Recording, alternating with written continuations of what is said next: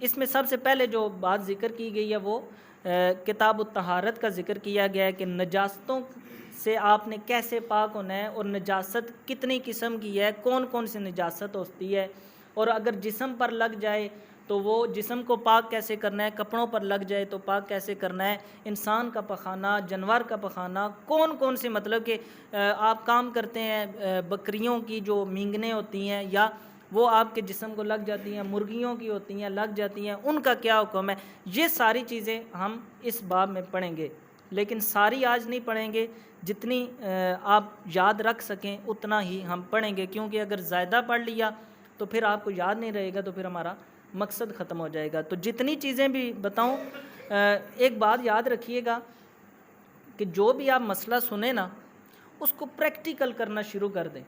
یعنی آپ اگر نماز کا کوئی مسئلہ سنتے ہیں تو اس کو نماز کے اندر اس کو پریکٹیکل کریں۔ یعنی آپ نے اگر نماز سنا کہ نماز کھڑے ہو کر پڑھتے ہیں، اس طرح ہاتھ رکھتے ہیں، ایسے مطلب کہ کانوں تک ہاتھ اٹھاتے ہیں، کس طرح اٹھاتے ہیں جیسے آپ کو بتایا جائے، تو آپ اس کو پریکٹیکلی کرنا شروع کر دیں گے تو آپ کو وہ ساری زندگی نہیں بھولے گا۔ اگر آپ نے پریکٹیکل نہ کیا، یہاں سے سنا اور باہر جا کر بھول گئے، تو پھر وہ آپ کو دوبارہ بھی یاد نہیں آنے والا۔ تو سب سے پہلے ہم نجاستوں کا بیان ہے کہ نجاستیں، گندگی، نجاست بولتے ہیں گندگی کو، گندگیاں کتنی قسم کی ہیں، نجاست کی کتنی قسمیں ہیں۔ تو سامعین محترم، نجاست کی دو قسمیں ہیں، یہ آپ نے بات یاد رکھنی ہے۔ نجاست جو ہوتی ہے، گندگی ہوتی ہے، یہ دو طرح کی ہوتی ہے، اس کی دو قسمیں ہیں۔ ایک کو کہتے ہیں نجاست حقیقیہ اور دوسری کو کہتے ہیں نجاست حکمیہ۔ اب نجاست حقیقیہ اور حکمیہ کیا ہے؟ نجاست حقیقیہ وہ نجاست ہے جو نظر آ جائے، نجاست حقیقیہ، حقیقی نجاست، حقیقیہ وہ نجاست جو نظر آئے، جیسے آپ کے جسم پر کوئی پخانہ لگ جائے یا گوبر لگ جائے، وہ نظر آ رہی ہے تو وہ، یا شراب لگ جائے، شراب بھی نجس ہے، ناپاک ہے، وہ جسم پر لگ جائے تو وہ ناپاک ہے، ٹھیک ہے، اس کو بولتے ہیں نجاست حقیقیہ، یعنی نظر آنے والی نجاست۔ غور سے سننی ہے میری باتیں، جو نجاست، جو گندگی نظر آتی ہے اس کو نجاست حقیقیہ کہتے ہیں۔ کیا کہتے ہیں؟ نجاست حقیقیہ کہتے ہیں۔ اور جو دوسری نجاست، نجاست حکمیہ، جو نظر نہ آئے، ایسی نجاست جو نظر نہ آئے، اس کے بارے میں حکم ہو کہ یہ بندہ، اس کی مثال کیا ہے؟ اس کی مثال یہ ہے کہ وضو کا ٹوٹنا۔ اب وضو بندے کا ٹوٹ گیا، نجاست کوئی نہیں لگی، لیکن حکم یہ ہے کہ یہ بندہ ناپاک ہے۔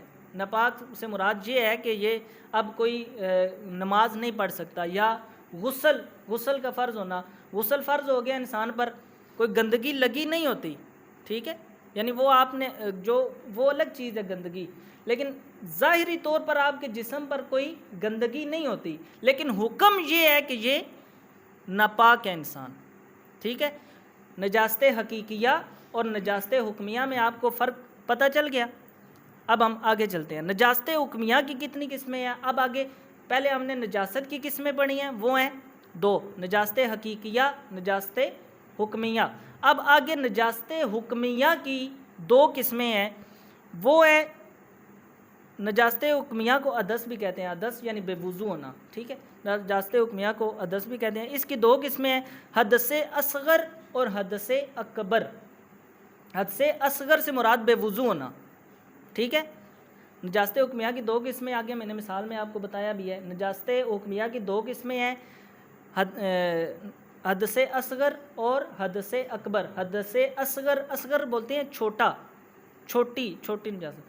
حدث اصغر سے مراد بے وضو ہونا ہے، اور حدث اکبر سے مراد بے غسل ہونا ہے، ٹھیک ہے، یعنی جس کا غسل نہ ہو اس کو حدث اکبر کہتے ہیں، اور جس کا وضو نہ ہو اس کو حدث اصغر کہتے ہیں، ٹھیک ہے، یعنی چھوٹی نجاست اور بڑی نجاست، لیکن اس کے بارے میں حکم ہے، حقیقیہ اور چیز ہے، وہ آگے پڑھیں گے۔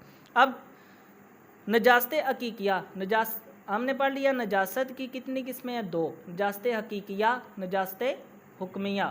اب نجاست حکمیہ کی ہم نے بھی آگے دو قسمیں پڑھی ہیں، حدث اصغر، حدث اکبر۔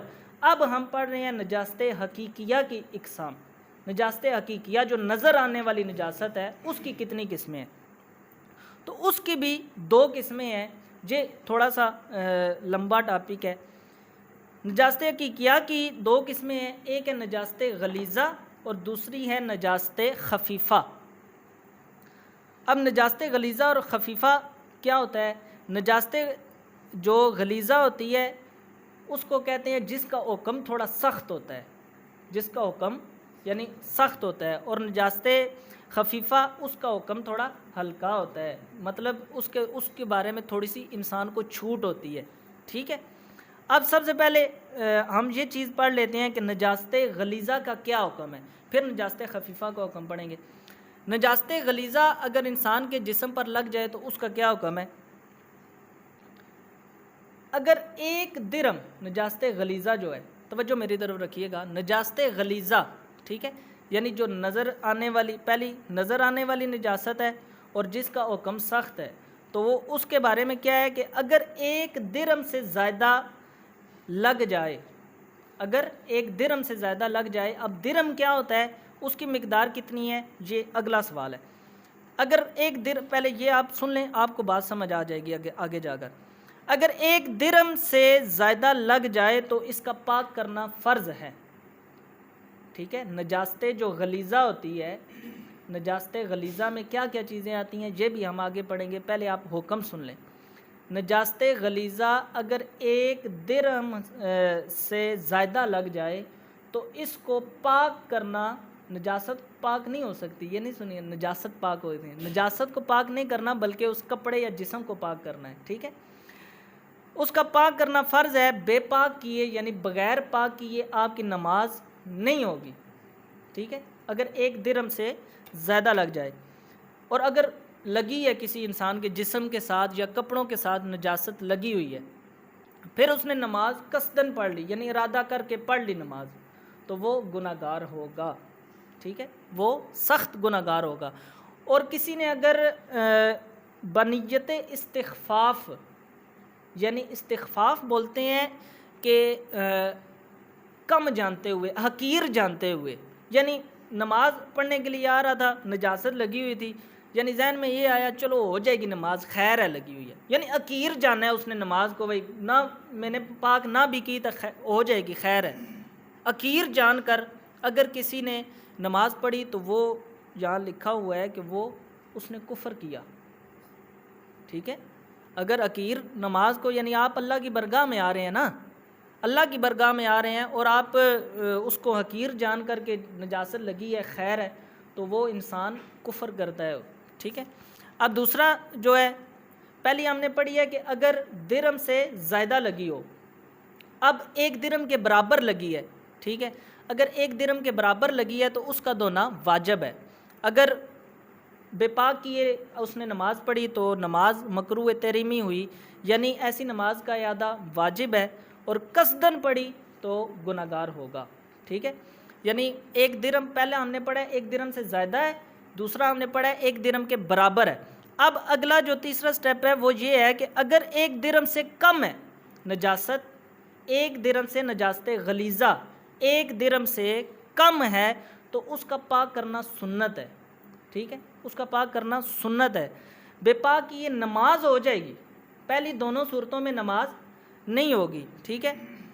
پہلی صورت میں نماز ہوگی نہیں, دوسری نماز میں مکروہ تحریمی ہوگی, اور تیسری جو چیز ہے کہ اگر کم ہے, درم سے کم ہے, تو بے پاک کی یہ نماز ہو جائے گی لیکن خلاف سنت ہے, اعادہ کرنا بہتر ہے, یعنی دوبارہ نماز پڑھنا بہتر ہے. ہو جائے گی اگر کسی نے پڑھ لی, ہو جائے گی, درم سے کم کیونکہ معاف ہے, ہو جائے گی, لیکن سنت یہ ہے کہ وہ اس کو پاک کر لے. اب ایک درم سے کیا مراد ہے؟ ٹھیک ہے. اگر یہ کوئی کتاب لینا چاہتا ہے نا, یہ نام دیکھ لے, فیضان فرض علوم اس کا نام ہے, کیونکہ اگر آپ کے پاس ہوگی نا تو آپ دیکھ کے پڑھیں گے تو آسانی ہوگی. یہ میرے خیال میں 200-250 کی مل جاتی ہے. آپ کسی بھی مکتبے سے جا کے, گجر خان میں جا کے آپ پتہ کریں گے, فیضان فرض علوم اس کا نام ہے, تو آپ یہ لے سکتے ہیں. بڑی دلچسپ ہے کتاب, اور پڑھنے میں بھی آپ کو آسانی ہوگی, اور یہاں سے آپ جو پڑھ کے جائیں گے, سمجھ کے جائیں گے, اور اس کو گھر جا کے دوبارہ پڑھیں گے تو وہ پکا ذہن نشین ہو جائے گا. اچھا, ایک درم سے کیا مراد ہے؟ اب اس کی 2 صورتیں ہیں. ٹھیک ہے. توجہ میری طرف رکھیے گا. اس کی 2 صورتیں ہیں. اگر نجاست گاڑی ہے, اگر نجاست گاڑی ہے جیسے پخانہ ہے، گوبر ہے، تو اس میں درم سے مراد جو ہے درم کا وزن مراد لیا جائے گا، ٹھیک ہے. اور درم کا وزن شریعت میں اس جگہ 4.5 ماشے ہے، ٹھیک ہے. اگر نجاست انسان کے بدن پر یا انسان کے کپڑوں پر لگی ہے اور گاڑی ہے، ٹھیک ہے، اس میں گاڑا پن پایا جا رہا ہے، یعنی وہ گوبر ہے یا پخانہ ہے یا کوئی اس طرح کی وزنی چیز ہے، یعنی اس کا وزن کیا جا سکے، تو یہ نہیں کہ اس کو اتار کے وزن کرنا شروع کر دینا. یعنی ایک ذہن ہے انسان کا کہ 4 ماشے کتنا سا ہوتا ہے، چھوٹا سا وزن ہوتا ہے، ٹھیک ہے، چھوٹا سا. تو 4 ماشے ہے تو تب 4 ماشے سے اگر زیادہ ہے تو پھر وہ ناپاک ہے، اگر 4 ماشے سے کم ہے تو آپ کی نماز ہو جائے گی. اب اگر نجاست پتلی ہے، یہ گاڑی کی بات ہوئی، درم کی مقدار 4 ماشے، ٹھیک ہے. اور اگر نجاست پتلی ہے، جیسے آدمی کا پیشاب ہو گیا یا بچہ پیشاب کر دیتا ہے یا شراب وغیرہ، ٹھیک ہے، یا جانور کا پیشاب وغیرہ، تو اس وقت درم کی جو مراد ہوگی وہ ہوگی اس کی لمبائی اور چوڑائی، ٹھیک ہے. اور اس میں ایک اصول یہ بتایا جاتا ہے شریعت میں کہ آپ یوں ہتھیلی کریں، ٹھیک ہے، یوں ہتھیلی کریں، اس میں پانی ڈالیں، ٹھیک ہے، اس میں جتنا پانی ٹھہر جائے، آپ کی ہتھیلی میں جتنا پانی ٹھہر جائے اتنا جو ہے وہ درم مراد لیا جائے گا، ٹھیک ہے. ایک سکہ مطلب بڑا آپ سکہ کر لیں، اتنا ہوگا، یہاں پانی میں نے ڈالا، ٹھیک ہے، اس میں اتنی جگہ گولائی میں اتنی جگہ پانی رک جائے گا، ٹھیک ہے. اگر اتنی نجاست لگی ہے آپ کے جسم پر، کوئی پتلی پیشاب وغیرہ یا اس طرح کی چیز لگی ہے، اگر اس سے کم ہے تو آپ کی نماز ہو جائے گی. اگر اس ہتھیلی کی جو مقدار ہے اس سے زیادہ ہے تو آپ کی نماز نہیں ہوگی، اگر آپ کے جسم پر لگی ہے یا آپ کے کپڑوں پر لگی ہے. اب یہ چیز آپ کو سمجھ آ گئی درم کیا ہے، ٹھیک ہے. اچھا، اگلا یہ ہم نے حکم پڑھا ہے نجاست غلیظہ کا.